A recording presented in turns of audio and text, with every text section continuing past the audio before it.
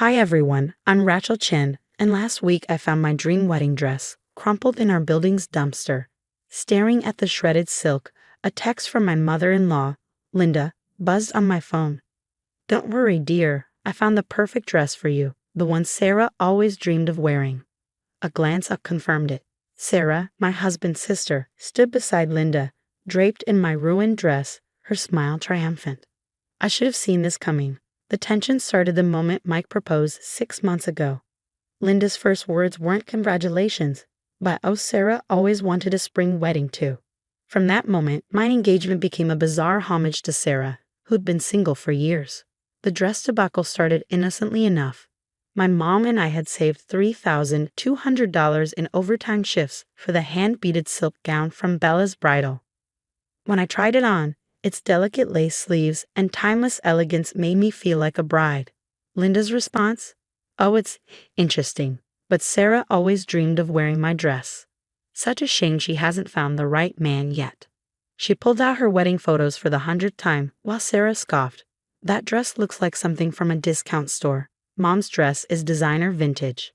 Mike insisted they just needed time to warm up to me, but Linda and Sarah were a united front of family tradition, masked as control. I should have known better than to let them into my apartment while I was at work. They claimed they needed to measure the windows for wedding photos. Mike called me paranoid when I hesitated, yet here I was trembling as I lifted the torn silk from the trash. Upstairs they waited. Linda's family dress lay on my couch, yellowed with age and puffed with 1980s absurdity, massive sleeves, high neck, and all. "Rachel, darling." Linda's voice oozed false sweetness. "What timing? Sarah just tried on your dress, and it fits her perfectly. And now you get to wear my dress. It's tradition." Sarah smirked, spinning in my shredded gown. "The beading was loose anyway. It looks better on me. Accidents happen." My phone buzzed. Mike calling. Linda snatched it. "Mike, your sister looks breathtaking in Rachel's dress. And Rachel is so gracious. She understands family traditions now." I could barely breathe as Linda and Sarah painted me as unreasonable, using words like hysterical and modern ideas. This wasn't just about a dress. It was a test of power, a push to break me until I fit their mold. But something in me snapped. "Take off my dress," I said quietly, my voice steady. Linda's smile vanished. "Don't be ungrateful. This is about family. Don't you want to belong?" "Not if it means being bullied and manipulated." I shot back. "Mike deserves to know what really happened." Sarah sneered. "Oh, he won't believe you. Mom already told him you've been acting out. What proof do you have?" Looking at their smug faces, I realized I had a choice: keep the peace or stand up for myself. My engagement ring felt heavy as I reached for my phone. I gripped my phone tightly, my hands shaking as I scrolled through my photos. "No proof?" I whispered, pulling up the security camera feed from my apartment hallway. Being a cybersecurity analyst had its perks. I'd installed the system after my laptop mysteriously disappeared during one of Linda's earlier visits. "What are you doing?" Sarah's voice wavered, the first crack in her confident facade. "Getting proof," I said, my voice steadier now.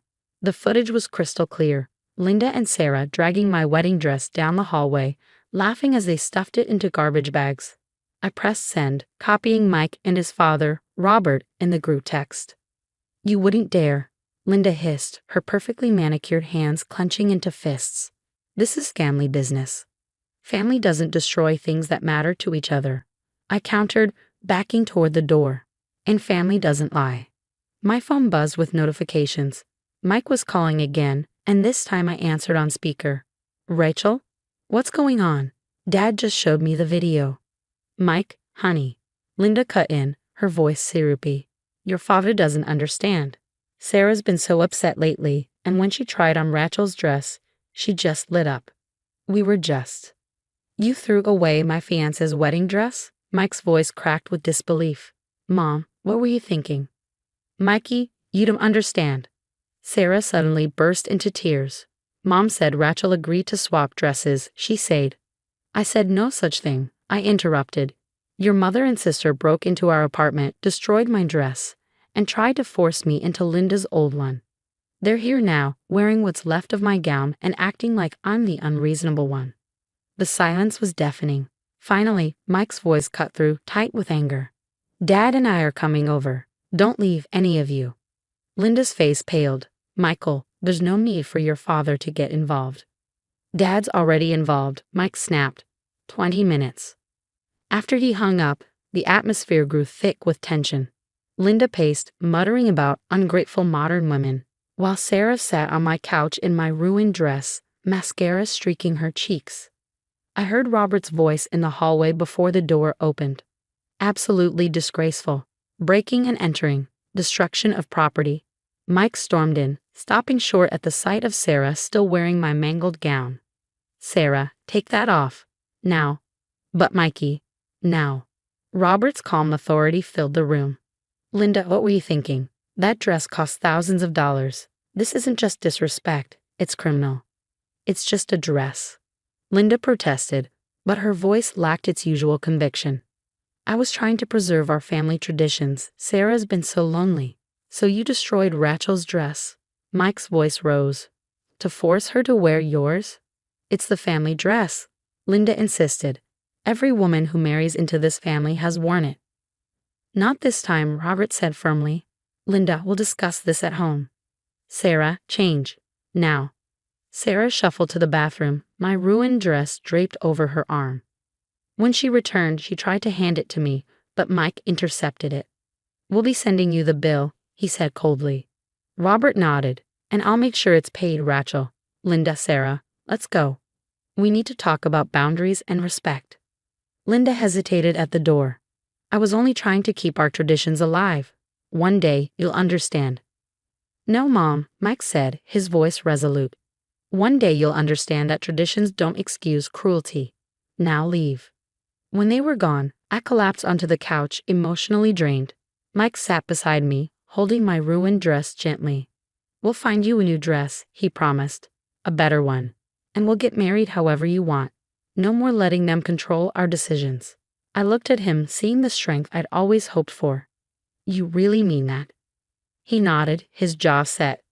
It's time for new traditions. Our traditions. The weeks that followed were a whirlwind of revelations and unexpected alliances.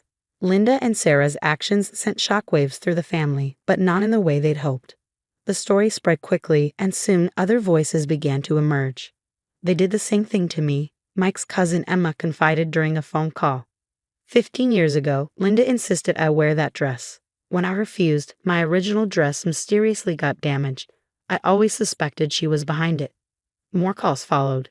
Linda's so-called family tradition had left a trail of resentment and fractured relationships. 3 marriages had ended in divorce, and 2 brides had called off their weddings entirely rather than endure Linda's control. One evening, as Mike and I browsed wedding dresses online, Robert arrived at our door, a look of determination on his face. I've been doing some digging, he began, settling into the armchair, and I've uncovered a few things about Linda's dress. It's not even a family heirloom. What? Mike and I exchanged stunned glances.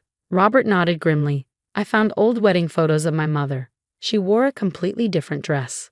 When I asked her about it, she broke down crying. Linda pressured her to lie about the tradition for years. Mike's voice was tight with anger.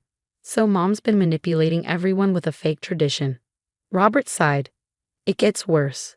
Sarah confessed everything. The dress destruction wasn't spontaneous. They'd been planning it since your engagement. Linda even lined up a tailor to alter your dress for Sarah. I felt a wave of nausea. But why? Control, Robert replied simply. Linda's always feared losing her influence. Each new bride was a threat to her authority. And Sarah, she's always gone along with it because it gives her power too. Before we could respond, the doorbell rang.